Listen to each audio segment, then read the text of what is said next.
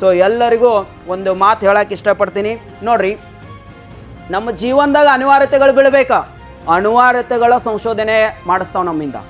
ನನಗೆ ವಿಡಿಯೋ ಮಾಡೋ ಅನಿವಾರ್ಯತೆ ಬಿತ್ತು. ಹೆಂಗೆ ಬಿತ್ತಪ್ಪ ಅಂದ್ರೆ ವಿಡಿಯೋಗ್ರಾಫರ್ ಕೈ ಕೊಟ್ಬಿಟ್ರು. ನಮ್ದು ವಿಡಿಯೋಗ್ರಾಫರ್ ಬರಲಿಲ್ಲ ಅನ್ನೋ ಕಾರಣಕ್ಕೆ ನಾವು ವಿಡಿಯೋ ಮಾಡೋಕ್ಕೆ ಕಲ್ತ್ಕೊಂಡು ಅಂದ್ರೆ ನಮಗೇನಾಯ್ತಪ್ಪ ಅಂದರೆ ಆ ವಿಡಿಯೋಗ್ರಾಫರ್ ಬರಲಿಲ್ಲ ಅನ್ನೋ ಕಾರಣಕ್ಕೆ ವಿಡಿಯೋ ಮಾಡೋಕ್ಕೆ ಕಲ್ತೀವಿ ನಾವು.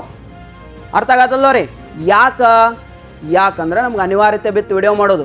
ಹಿಂಗೆ ನಮಗೆ ಅನಿವಾರ್ಯತೆಗಳು ಬಿದ್ದಾಗ ನಾವು ಹೊಸ ಜೀವನದಾಗ ಕಲಿತೀವಿ. ಅದಕ್ಕಾಗಿ ನಮಗೆ ಅನಿವಾರ್ಯತೆಗಳು ಬೀಳ್ಬೇಕು, ಜೀವನದಾಗ ಕೊರತೆಗಳು ಉಂಟಾಗಬೇಕು. ಕೊರತೆಗಳು ಯಾವಾಗ ಉಂಟಾಗ್ತಾವಲ್ಲ ಅದನ್ನು ನಾವು ಹೊಸದು ಕಲಿತೀವಿ. ತಿಳಿತಾ? ಇವತ್ತು ನಾವು ಬಡವರು ಇರ್ಬೋದು, ಇವತ್ತು ನಾವು ಅಸಮರ್ಥರಿರ್ಬೋದು, ಇವತ್ತು ನಮಗೇನೋ ಒಂದು ಕೊರತೆ ಉಂಟಾಗಿರ್ಬೋದು. ಬಟ್ ಆ ಕೊರತೆಗಳು, ಆ ಬಡತನಗಳು, ಆ ಕಷ್ಟಗಳು ನಮ್ಮನ್ನು ಹೊಸದನ್ನು ಕಲೀಲಿಕ್ಕೆ ಅವಕಾಶ ಮಾಡಿಕೊಡ್ತಾವ. ಎಲ್ಲ ಇದ್ದವಂಗೆ ಏನೂ ಕಲಿಯೋಕೆ ಅವಕಾಶ ಇರಂಗಿಲ್ಲ.